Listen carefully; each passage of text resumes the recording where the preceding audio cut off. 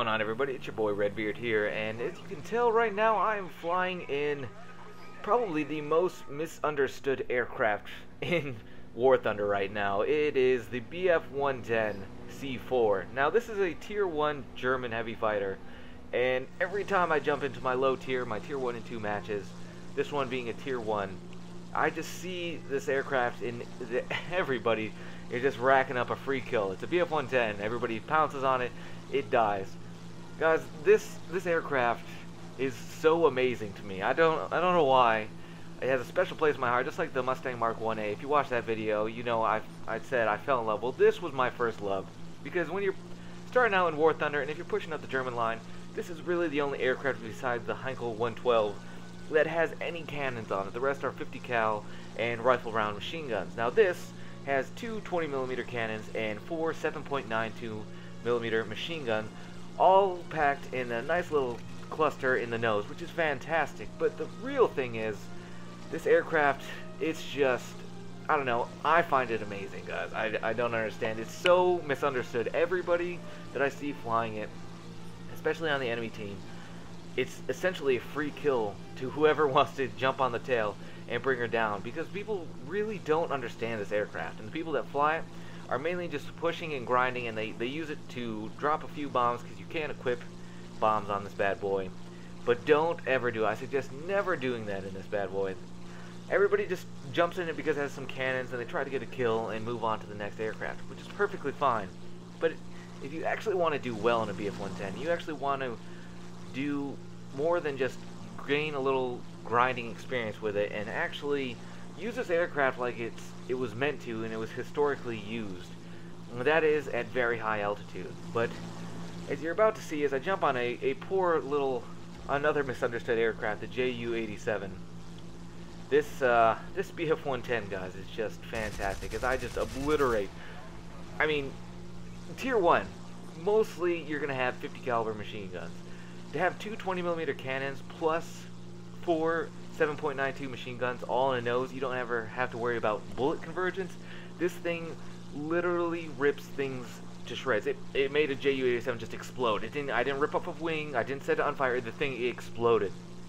And as you can see here, ground strike, going after those bombers, because I want to get a win, guys, and only in arcade can you do essentially stall a Bf-110 and live to tell the tale. But guys, this aircraft, it's so misunderstood. Okay, it's slow, it can't outclimb, its turn rate is almost 30 seconds, and the biggest hindrance and the biggest misunderstanding that a lot of people get is this thing cannot carry momentum or energy. It bleeds it. All you have to do is do a slight turn and you'll drop 100 kilometers an hour off your speed. I mean, it's not, I don't know if it's the flight model, I don't know what it is, because in real life at high altitude these aircraft were actually very good.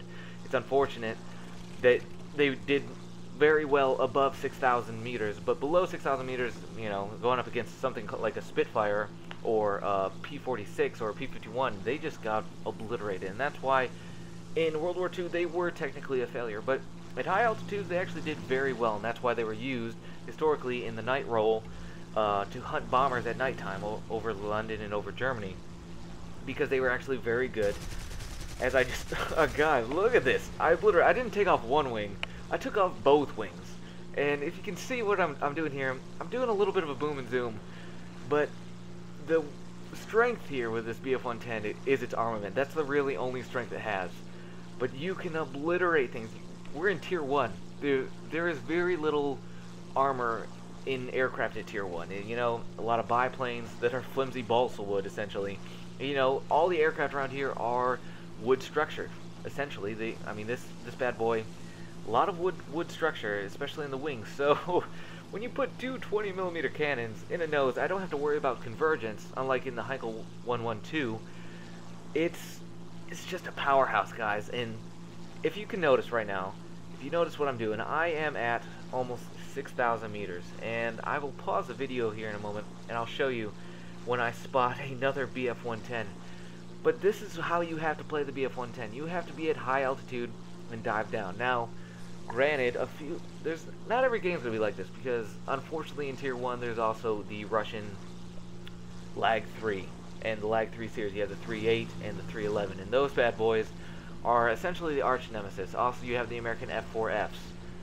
But if you can get in a game like this where nobody's staying high except for the bombers, I swear the Bf-110 is the king of everything. And as you see, I was about to dive on somebody, and I played it smart. I didn't dive in for 3 reasons. Number 1, that American fighter right there was going all over to his friendly aircraft. Number 2, I would have been at well over 700 kilometers an hour in that dive. Now, once the Bf-110 reaches over 600 kilometers an hour, it is literally a falling brick. You cannot control it whatsoever. As you'll see here, I'm reaching well over 700 kilometers an hour. But just pay attention to my speed right here. As I start just shifting to aim the nose, look how much speed drops off. I drop 100 kilometers an hour just by barely moving the nose. And that's what I'm talking about. That's why a lot of people don't like the Bf-110. For the simple fact, they don't understand. Yes, it loses energy like it's giving out money. You know, it's an ATM, essentially, for losing energy. Which, then a lot of people are just like, well, you know, it's a terrible aircraft. No. It has its flaws, you know, it's the ugly stepchild for the Luftwaffe, but this aircraft in the right hands is just a beast. As I just obliterates planes. And if you can just do this, I know it's not going to be exciting gameplay, it's not going to be the best in the world, but guys, if you just boom and zoom and keep your altitude above 1500 meters, then you guys are fantastically well set off. As I just pounce on, don't get a kill there. But right here, this is a perfect example. Instead of staying in the canyon and flying straight and, you know, looking for an enemy, I'm going to do the boring route, and I'm just going to climb. But notice how everybody right there, especially in the Bf-110s, that is on the enemy team, is staying low, and they're just not using the altitude correctly. And I love this aircraft to death. It holds a special place in my heart. I don't know if it's because everybody rats on it, or nobody flies it correctly. But I love flying this bad boy. As you can see, I'm first in the team in a Bf-110. I haven't taken a death. I haven't even taken but a lick of damage from a damaged BTD's rear gunner as he was falling down in flames after I shot him. It's all perspective, guys. This aircraft is so misunderstood. It's on the island of misfits in War Thunder, but it is such a beast at Tier 1. And people just don't understand how to play it, and that's okay. As you can see right here, as I pause it right here, look at where that Bf-110 is, the enemy. He's flying below 500 meters in a valley with a bunch of light fighters. Now, being a heavy fighter, you gotta understand that Gaijin was correct, and they made this thing fly like a brick, because it was a brick in real life, because it's a heavy fighter. It's not a light fighter like a Bf-109. It's not agile at low altitude. And as you'll see a trend here. As much as I love flying the Bf-109, or excuse me, the Bf-110, my favorite thing to do is kill Bf-110s. Why? Because they're easy-ass targets to kill. They fly slow, and it's a Bf-110 versus Bf-110, and unfortunately for this guy, he doesn't know how to fly this bad boy.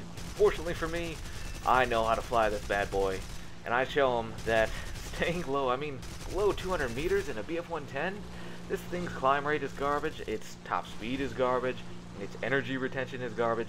Stay high, keep your altitude, and when you can finally jump on the back of somebody, get up close and personal, use those stealth rounds, and just obliterate your enemy. And granted, guys, I'm flying a fully upgraded. Everything that can be upgraded is upgraded on this Bf-110.